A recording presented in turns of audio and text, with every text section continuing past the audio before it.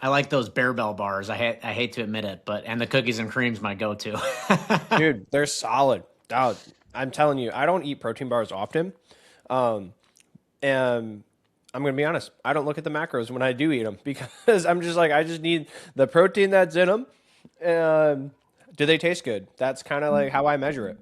Yeah, I mean, I don't think anybody can kid themselves. They're not a health food. Like they're full of, add-ins. It's not a whole food.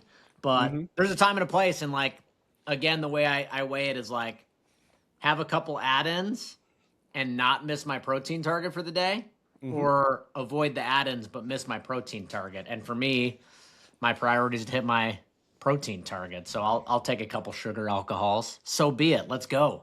Dude, you know what? You can't win them all. I'm a Marine. I like all the alcohols. Yeah, all the alcohols. And these ones just don't lead to fights. You're winning. Exactly, baby. Exactly. No, what I found So with with the protein bar before we get into it, might as well stay on this discussion.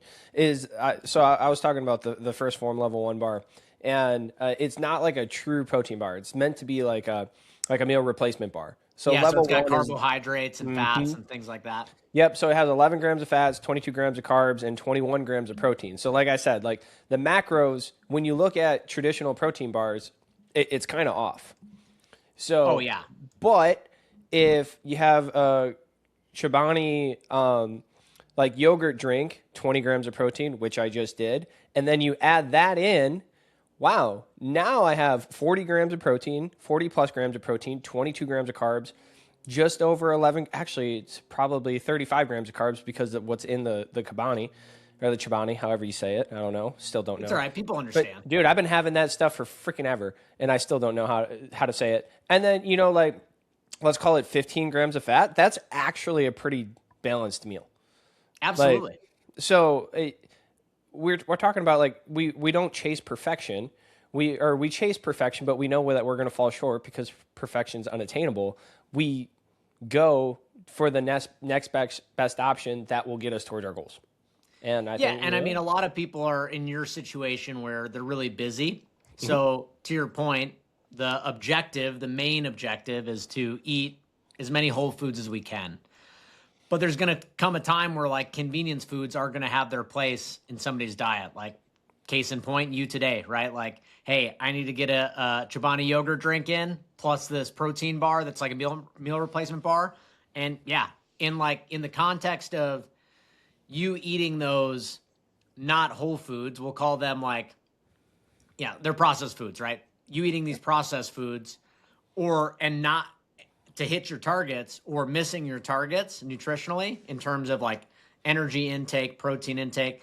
Yeah, I would agree as your coach. Absolutely. I'd prefer you to get the stuff with some nonsense in there and hit your overall targets opposed to you missing your targets just to be, uber healthy and try to avoid these processed ingredients. Um, I From what don't I think in the found grand too. scheme. Oh, go ahead. Finish up that thought.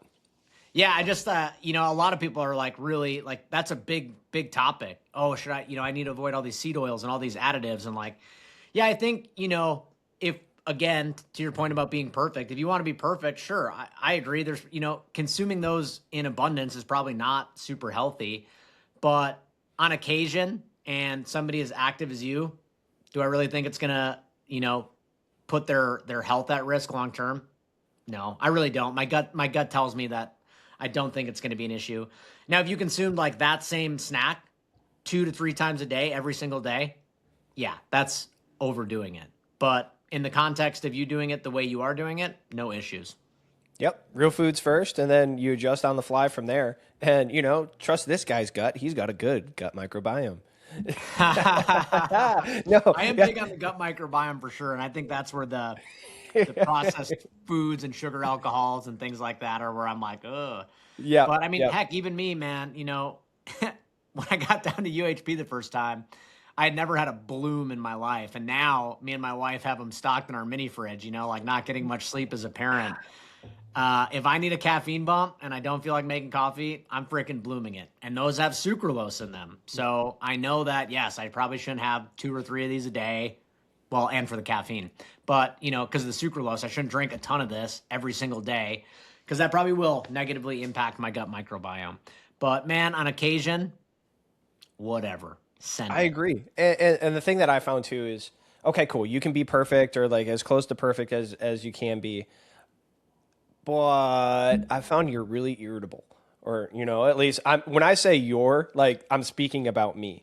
Like, Oh, you're well, really irritable. You're hungry. You're tired. You're lethargic. And you're just not fun to be around. You have a shorter fuse at work.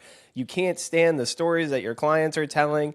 Everything bothers you when it could have been fixed if you just would have had a protein bar and a shake. yeah, 100%, man. I'm the same way, especially when it comes to me being like tired and cranky. You know, it's like, just Yep, have the energy drink, man. Get back to your exactly. baseline. It's cool. Mm-hmm. I think there's And it's something to quite be all right. said too about how it can help you mitigate stress. Like, man, when I'm really tired and cranky and I'm like self-aware that I'm tired and cranky, it like stresses me out. And I feel like that internal stress and anxiety is also not good for my health. Like the caffeine and whatever else I consume to like get me to my baseline is less harmful than the stress I'm holding on to by being tired and being like miserable. Dude, it's amazing how stress affects you. Like, I know there's plenty of studies out there and everything under the sun. It can go from work stress, it can go from home stress, and hell, like I have to explain this to my clients a lot of the time. It's just like actually when you're working out, you're stressing the body. So we could go in a whole different rabbit hole regarding like if you're sick, if you should take a couple of rest days so that you're not inducing that stress and things like that. But it's crazy how, you know, first world problems are still problems. Your body and mind still process it as very stressful situations and how it can affect you. Oh, absolutely. Absolutely. And I think stress is something that, even though it's non nutritional, needs to be addressed as a primary concern with any athlete that's going to be really pushing it. Because to your point, we're already intentionally undergoing a ton of stress through training and competition. So if there's extraneous stress sources, be it a bad email from your boss, be it a fight with your, you know, partner in your relationship, all of those things, in addition to the stress that you're intentionally putting on yourself through training and competition, man, it definitely can put you over the tipping point and lead to injury and illness.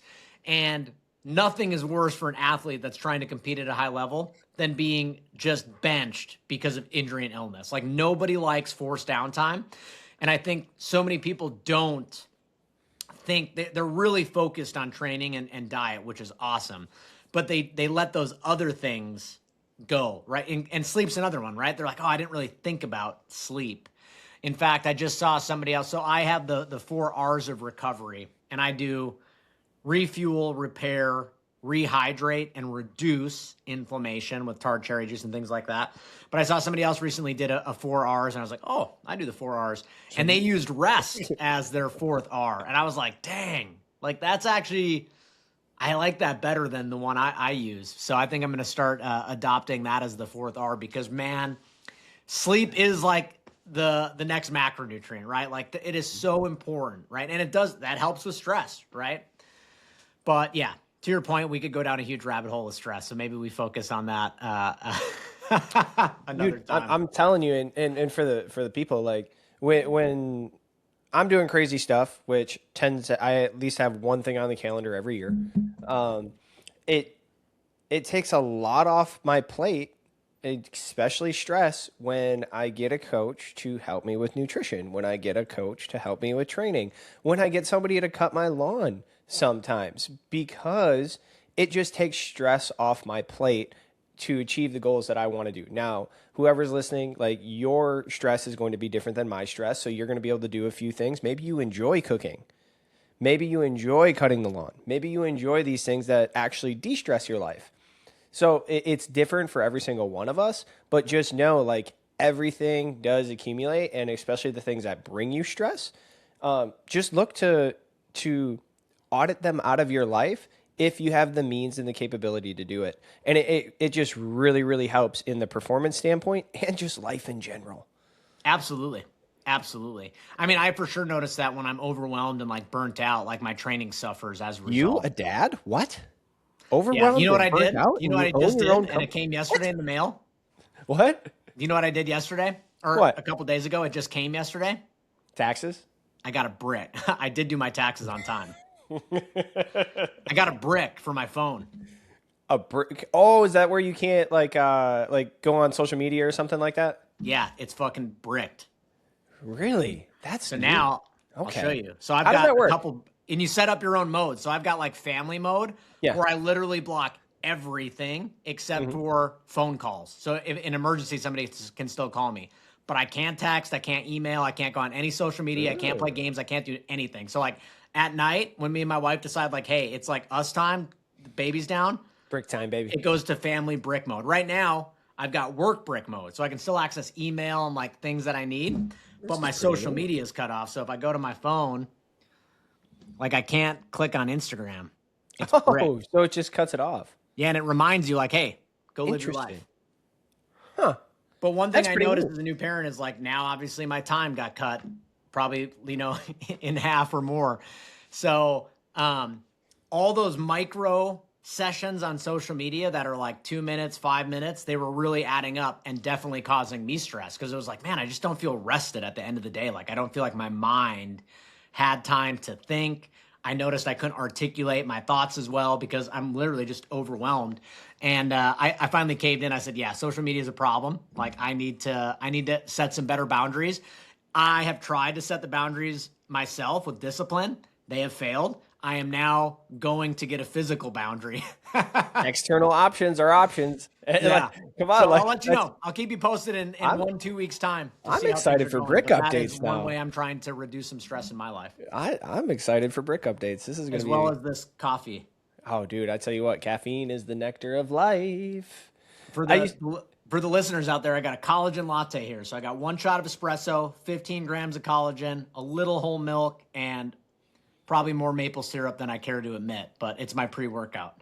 Hey, beautiful. Hey, carbs, get them. Carbs and caffeine. Hey, question though, and like I've done a little research on this, but as you mentioned, collagen, there is some people that say collagen doesn't count towards protein goal. Can you explain that from a registered dietitian point of view?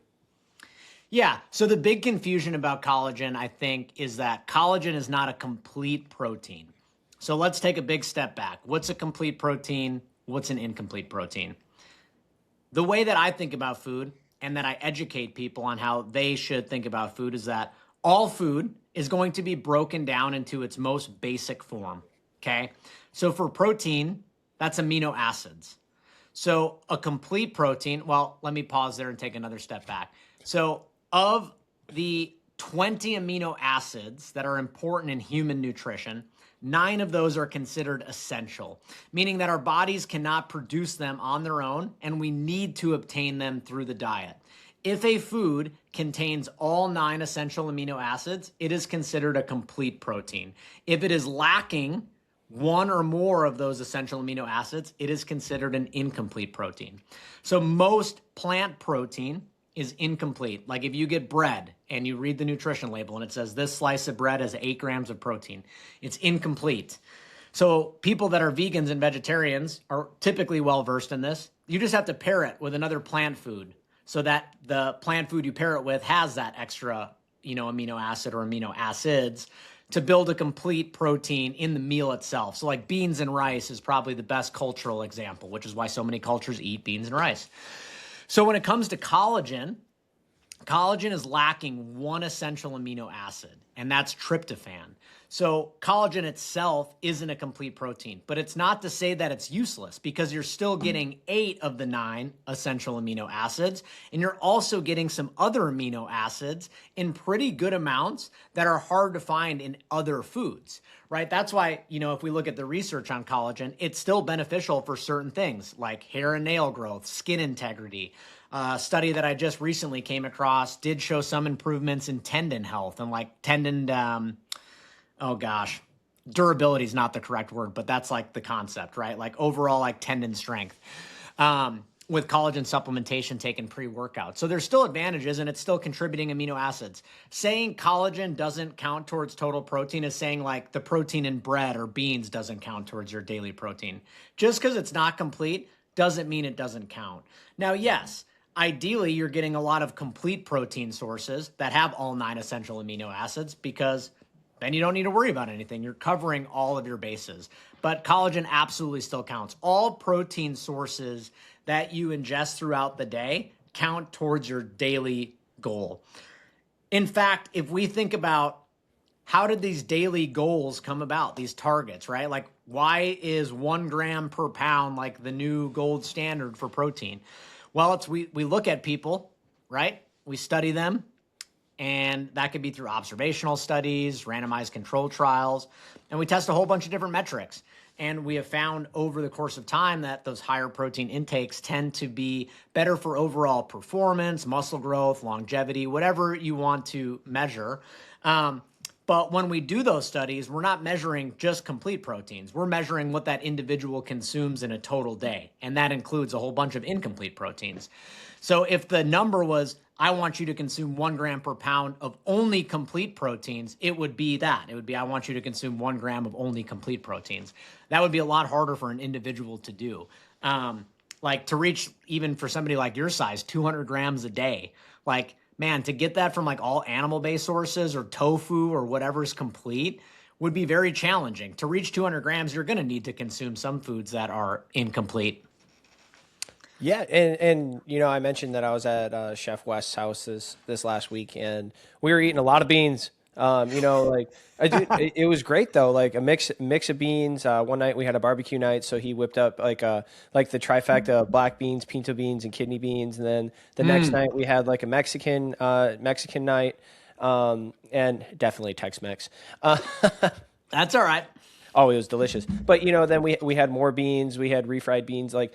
But as I was plugging that into my app, I was just like, man, is this like actually helping me towards my protein goal, right? And so like that answered the question there. So thank you. So, yeah, and if we look at like I can elaborate a little bit more. So if I have like a vegan or vegetarian client, their protein goal for the day is probably going to be a little bit higher to account for the majority of their protein sources being incomplete. So instead of like 1 gram per pound, maybe it's like 1.2 grams per pound, right? Or maybe it's 2.4 grams per kilo. And that is just because I, again, am foreseeing and accounting for a lot of their protein sources being incomplete sources. Whereas if somebody I know is an omnivore and they're eating a lot of animal-based products, then the normal numbers work just fine. So yes, it absolutely still counts. And especially for somebody that even though you ate a lot of plant-based protein sources that day, like you were still eating animal products, and it's nothing to worry about. Yeah. And it just goes to show that everything is figure outable, especially in the USA where we're living, and even across the world. Like you can always figure out how to make something work, if you want to eat a specific way or just for your goals. Yeah, no doubt. I think, with so many things in nutrition, people just overcomplicate it. And it's really, the body's a miraculous thing, right? Like, man, you can go a couple days with not hitting your targets and you're going to be A-okay. Like it's not. We're going to talk about that. We're going to talk about that. Yes, we Nutrition, are. we were just talking about stress. Your nutrition should not be another source of stress in your life, right? You've got enough to stress about. Like, I try my best to make sure people like feel less stress when they eat. Right. I can definitely tell you, in my past, like being bulimic for 4 years and like constantly worried about proteins, fats, and carbs. As I've grown older and done more research on food, nutrition, and just healthy lifestyle, and now working with you, lot less stress when it comes to eating. Like specifically, you know, the last month that I've been working for you, month plus, or working with you. You've relieved so much stress off of it. Like I never thought that I could eat that many carbs post-workout or that many carbs pre-workout and have it serve me in my goals. And I love how you explain, like, you know, making sure that your gas tank, regarding carbohydrates, like what your body wants to burn, is full going into a workout. I know we've discussed in the past regarding fasted cardio and fasted workouts and things like that. But the more full that your gas tank is going into a workout and not stressing about it, you're going to not only be able to work hard, but then you have less to fill up on the back end. And it's completely changed my training. I think that's why I'm feeling so good, even though we are in a deficit and still losing weight. I dropped another pound this week, as I said, Yeah, I with, saw your with weight. my We're getting really check-in. close to your objective. And like, so we're trending in the right direction. And guys, like, it's so crazy how being able to take that stress off me and not sweat it. I'm very thankful for you explaining it the way that you do, and just helping me through the process.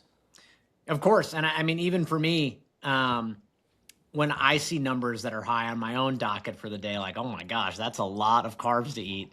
And I have that internal, like, oh, so many carbs. Like, you have to go through the motions. And I think we talked about it a little bit last session. You have to experience how you feel when you fuel properly, because when you feel it and you can feel the difference and you go, oh yeah, like I know I'm doing the right thing because of how I feel. Like I'm feeling awesome. You shouldn't feel, there's going to be days your workouts are just really hard and yeah, you're a little beat down the next day, but like that should not be how you feel most times. Like you should feel good every training session. You should be like, yep, I'm ready to train, right? That's how our bodies are going to make adaptations. And that pre-workout fuel is your first step in recovery. Yeah, and I've never heard it put like that ever. Like the main thing that I've heard is like, you guys should have proteins and carbs hour before you work out, and then come to find out that you want me to limit my protein and up my carbs an hour before I work out. And I was just baby. like, God bless it, the gym culture, the meathead, the meathead mentality got me. Bro science got me. Yeah. So, Yeah. Well, especially for athletic training opposed to bodybuilding. Like, is there some advantage of consuming some protein pre-workout, before like an hour and a half, 2 hour resistance training session where like your body maybe is going to use some of those amino acids? Sure. But when it comes to an athlete that's training, we're trying to get faster, and we're not worried about getting bigger. We're worried about getting faster and stronger. We're going to fuel ourselves with the fuel that our body is going to be using during the exercise. Our body's not going to use those amino acids as gasoline. The thing that I love about that too is like, okay, yeah, we're training to get faster and stronger. That's our long-term goal, right? It's crazy that when you're fueled for your training session, you can create a better stimulus because you are moving faster. You are lifting heavier weight. Right. You are just more efficient in your movement patterns, and you feel good. Like, it is amazing what it does, which then leads you closer and closer to your goal on an extended period of time. Those are the small things. Like, you get those small wins every day. Like a small win for me is like when I enter that training session, I'm just like, I'm so fired up. I'm just like, my body feels good. I feel like I'm ready to crush. And it's not induced from like 300 milligrams of caffeine alone. It's like, no, I know I've got I've got the gasoline that I need to power through. Yeah. So dude, I'm telling you, that's a perfect pivot into, this, let's review the week. And yes, as a client, and mind you, I'm a coach, so I know kind of what Eric is going to be feeling. But as a client, I'm going to tell you, I was not on it this week. I completely we did a check-in, and the weight is trending in the right direction, which was actually semi-surprising for me. I was like, oh, all right. But I went on a little mini vacation, workish vacation over to Arkansas. I met up with a couple of great human beings, my friend Anthony and my friend Chef Wes. And for 5 days I was there. Chef was making us delicious food, and me and Anthony were crushing workout sessions. So I told Eric, I was just like, I focused on getting my protein goal, and I focused on getting carbohydrates pre and post workout. And that was pretty much it. Everything else was kind of like, in God's hands, inshallah, of whatever chef wanted to cook us. And we just kept going. So I hit my workouts, felt great. And that could have been the social factor along with the fueling factor. And I made sure to focus on my pre-workout and post-workout nutrition. But other than that, I'm telling you, I was not a good client. I didn't do any of my modules on Grunt Grub. I didn't really do my homework, and I'm sorry for that. boy, I think it's really important to show that, like, even though I wasn't perfect by any means, trending in the right direction, focusing on the right things, crushing some workouts because I feel good. And I'm going to take the wins while I can before Eric jumps on in here. Yeah, well, I mean, I'm a very realistic coach, and like what you just described is not an issue to me because, you, A, we have a ton of time before the event. B, you're not trying to win first place at this event anyways. It's not like you're, a pro athlete going into an Olympic event to win gold, right? So if you have a week where you get to spend quality time with people you care about, to me, that's way more valuable than your progress towards this goal. Because A, what I heard you tell me is that if anything, you overfueled, but you also trained hard. So yeah, maybe we didn't work towards our body composition goal, even though it sounds like we kind of did, which is even better. I think you're being a little too hard on yourself. You still trained really hard, right? And even though your diet wasn't perfect and you didn't do some homework assignments, like you're still on track for the overall objective. Your body weight went down and you trained really hard. So to me, I'm not really hearing anything negative other than, hey, I didn't do my homework, teacher, which is fine because this isn't college and there are no due dates. So no worries there. I'm glad to hear that. I'm very passionate about food being community and being able to share good food that isn't the most nutritious when it comes to athleticism, right? Or bodybuilding and physique. And, enjoying it and sharing it and having a good time. Like 4th of July, I'm going to eat like 4 hot dogs. Is that good for me? No, I don't care. Like to me, that's nostalgic. That's part of the day. Like I'm way bigger on things like that than always trying to have perfect macros. In fact, again, going back to stress, I think if you don't allow yourself to have times like you going down to Arkansas to spend time with those people and eat that food, it becomes a point of stress. If you're like that weird guy at the table, it's like, oh, I'm not going to eat here because they put seed oils on the grill. Like, don't be lame, right? Like it's not going to kill you. Just have some fun. And again, I'm biased towards, we've talked about this in the past, I'm always biased towards my athletes overfueling anyway. So if you're like, hey, I think I ate too much, I'm like, sweet. Because like, darn. Yeah, because you'll feel great, right? And like, then Yep. you can train hard. Like I'm big on like, deficits are always challenging because yes, we have a specific goal. Like we're trying to cut some weight so that you can be more advantageous in the pursuit of your endurance goals, which is smart. But your performance always takes a hit when you're in a deficit. You're intentionally underfueling your body, right? It's like going into a Formula One race with like, old motor oil or like a half gas tank. Like, yes, it's going to take a small hit. So overfueling is not bad. So no problem on the homework, no problem on going down there and enjoying yourself. You still stayed on track. Let me redirect the conversation and say, what questions do you have at the moment? Like, where are you at with your current nutrition and where would you like this next week to be focused? This next week to be focused is getting, once again, color back into my nutrition. And I still have to get out of the proteins, fats, and carbs mentality. And I mean, it's the whole adding color to the plate thing. For so long, it's been difficult for me to like just to grasp because like, plain white rice when I have so many other options at my disposal. I've referenced, the mission tortillas in the past, but it's just like you can actually substitute a different carbohydrate, which has more color, has more nutritional value in it. But I'm just like, oh, this is so easy, right? Right. So it's prepping and taking that little extra time. I need to work on that. And I know one of my homework assignments was that. And I definitely just kind of, I have a scapegoat because I was over at Chef's, right?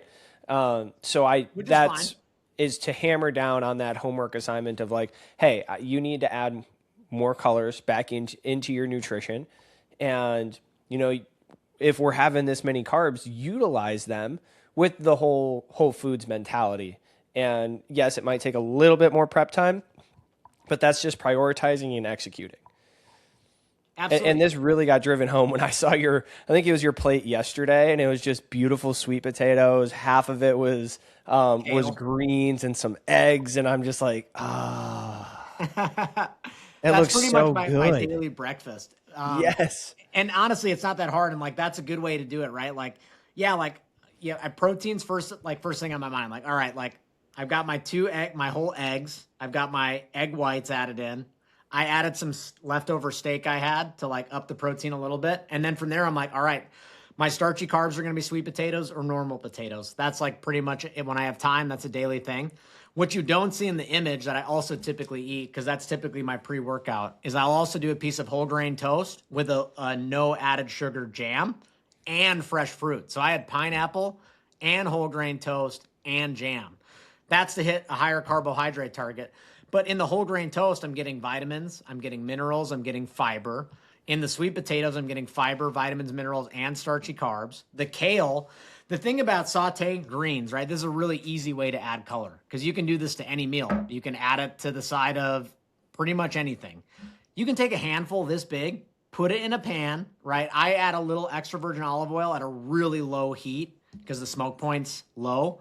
And I saute it down. I'll add a little bit of water to kind of steam it, saute it down. This much kale turns into this much kale, right? And then like you can add some Japanese barbecue sauce to the top. I really like adding a good high quality balsamic vinegar because that also adds some good color and phytonutrients. And I'll just drizzle that over the top and I'll just eat that as like a side dish. It's like steamed greens, you know? But man, you get a lot and it packs a big punch. So yeah, you're eliminating some nutrients by heating it, right? But I'm getting those nutrients elsewhere in the day. But that way I'm getting all that fiber and that dark, rich green, all those phytonutrients, things like chlorophyll, so on and so forth. So yeah, and like you could do that to any meal. I saw you do, you had that rice dish the other day that you posted and you're like, keep it simple, right? It was like beef, rice, and cheese. Okay. Like you could easily add some sauteed greens in there. Another thing that I've been doing a lot more as a new parent is relying on frozen vegetables. Like frozen broccoli, for example, right? It's typically fresher than what I'm going to find on my store shelf. And B, it cooks so fast. I don't have to rinse it. I don't have to chop it. I literally turn my pan on. I slap in a serving size in the pan. I put a lid on it with maybe a little bit of water or oil and just let it steam for 5 minutes. And I add it to whatever dish I want. So this week, me and my wife prepped. I finally bought this. Are you familiar with Stealth Health? Yes. Great cookbook.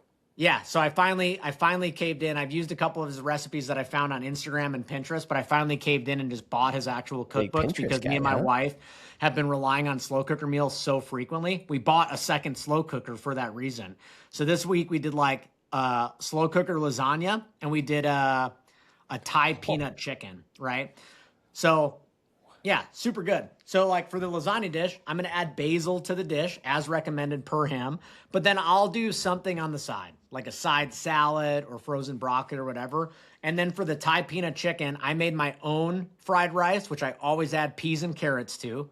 So good fiber. Okay. And then I'll always I've got frozen stir fry vegetables for that. I'll just throw a hand of stir fry vegetables in super fast. So even though Stealth Health, his recipes themselves aren't super colorful in terms of like the amount of produce you add, all of this can be added to the side. Frozen vegetables are great and fast. Fruit is great and fast. Like don't skip out on fruit. That's a really easy way to add some color to your dishes. So I know I'm preaching to the choir. I mostly gave that lecture for the audience because I know you know. But those are the things I'd like to see. It doesn't need to be sexy. It doesn't need to look like a Michelin star restaurant meal. It doesn't need to look like my Instagram. Just get the color in however you can in a sustainable way that you can do for a long period of time. Because I don't want this to be just a trendy thing while we're working together. I want you to build these habits. So you're like, oh, I could do that indefinitely. Yeah, and there's this creator, I wish I could remember her name, but she has this thing, it's just like eat what you want, add what you need. Right? So like with the stir fry, right? I want a stir fry. What do? I add peas and carrots. Right? And you could take that with any meal. I said, keep it simple, Smarty, kiss with the beef, rice, and sharp cheddar because I'm from Wisconsin. I do sharp cheddar. But I could have easily, right? So that's what I want. now I add in what I need, whether it be spinach, whether it be kale, whether it be, bell peppers, whatever it be, that's like just the next iteration of it. So I'm having what I want and I just add what I need. And Right, because what I'm looking for is I before I want the move on. habit to be like, oh, I want you to feel weird if you don't have color in the meal, like, I'm missing Oh, something. trust me, it's definitely been bothering me. When I look down, I'm just like, like my Eric meter's just going off. Just like, sure you don't want to add a little something something to that? Yeah, Like, dude. Well, I think the easiest it's thing to do is working. like when you go grocery shopping next, like just make sure you get a variety of get some frozen options to just keep in your freezer as backup. So, especially now that we're both in the Midwest, so like growing season is upon us. So, before long, we are going to have some like good, high quality produce back on the store shelves that's local. So, in the meantime, stock up on some frozen stuff, add it when you need it, when you're in a pinch, always have fresh fruit on hand. And then don't skimp out on condiments. Like, man, one thing I love doing is I get a huge jar from Costco of that Jack's like salsa. And it's like fairly good ingredients. Is it processed because it's salsa? Yeah. But dude, it's just tomatoes, onions, peppers, jalapenos, cilantro. And I add that to a whole bunch of stuff as a condiment. And then you're getting more color. Dude, salsa is my favorite condiment that people don't realize is a condiment. Like, as long as you're not dipping, your on the border chips in there all the time. You can have Yes. those occasionally for a little extra salt and just for a little vibe. But you can use salsa as a condiment, and it's the greatest thing ever. Throw a Yeah, little you heat could in put it on there. that dish you had the other day with the cheese, rice, and beef, right? You can put it on tacos. You put it on eggs. Like, yeah, you can put it on a ton of different stuff. Yep, and you're getting all those all those really good essential vitamins and minerals, and like it's just good for you. Adds color. So I guess that's kind of a little bit of a cheat code. Before we keep on moving, you mentioned that a lot of the vegetables that are in the store that are frozen, they're actually better or fresher Sure. than what is on the shelf, right? And is that because they're freeze dried at like peak freshness? Yeah. So when you buy frozen vegetables, now this assumes that like Big assumptions. throughout the transportation process, the food that's frozen didn't like fully thaw and fully refreeze multiple times because that does impact some of the nutrition. But our food system does a really good job of that. Typically, like I will, when I'm at the store, I'll try to reach towards the back to grab frozen produce. If you can feel a bag and it's one big, large clump, try to avoid that because that's a good indication that it fully thawed out and refroze. But yes, like if that situation didn't happen, they pick that produce at peak ripeness and then they freeze it right away. So like it captures some of the highest nutrition possible from that produce, opposed to, let's say, something being grown down in Peru or Argentina or Chile and then being shipped, right, to one of the major ports in the country and then being shipped again via truck to your local grocery store somewhere in the Midwest. That produce on your store shelf isn't that fresh. And then that produce may have been sitting in the store a day or two before it got put out. And then it might sit in your fridge for a day or two before you end up using it. So like if you think about the entire chain of events from the time that produce item was picked to you actually eating it, it's like, it could be a long period of time. Whereas frozen, like typically you're only going to use the frozen produce immediately when you need it, and it sits still frozen in your freezer. So it's not expiring essentially like if I put, a fresh head of broccoli in my fridge. So like it's still expiring in my refrigerator opposed to the freezer. So yeah, like people think, frozen vegetables and fruits are less nutritious. Oftentimes they're more nutritious. So it's definitely not something to shy away from. Well, and then a lot of people are like, well, in order to cook them, it cooks off all the good stuff. Can you explain that a little bit more too? Yeah, so With certain like nutrients are key lost points? through cooking, but that's the same with fresh produce too. Like when we cook certain foods, we do lose some nutrition. Like vitamin C is a great example. So when we cook foods with vitamin C, the higher heat will destroy the vitamin C content, especially if we're cooking it for a long period of time. Okay, so that nutrient's then destroyed. So one thing you can do, right, to some dishes, like let's say you're doing a dish that has like broccoli in it. Let's say like broccoli and salmon. Okay. Well, the vitamin C in the broccoli, if you're pan cooking it or roasting or whatever, is probably mostly lost through the heat process. Well, you could add some lemon, fresh lemon to the top of the salmon. You're going to get all that vitamin C, if not more, back into the dish by adding it back.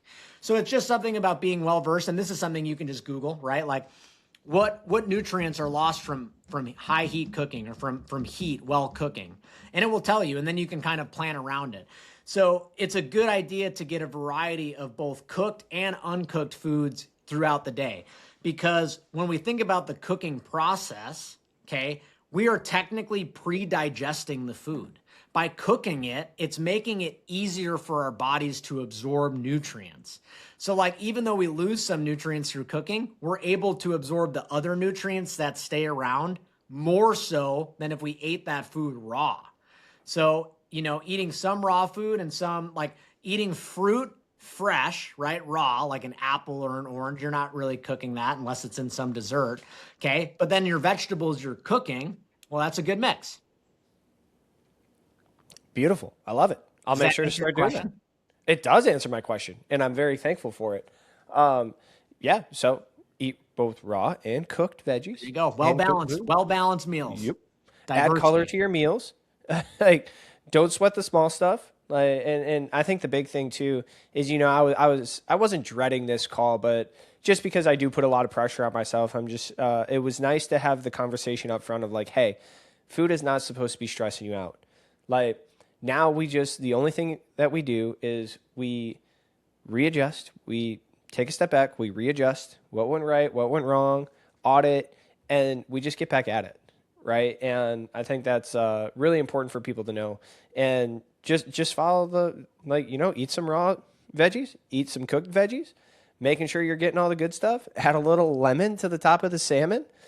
There we go, baby. Let's, as I said, a lot of people say, keep it simple, stupid, right? I always say that I don't like saying that because I never want to call myself stupid. So I say, keep it simple, smarty.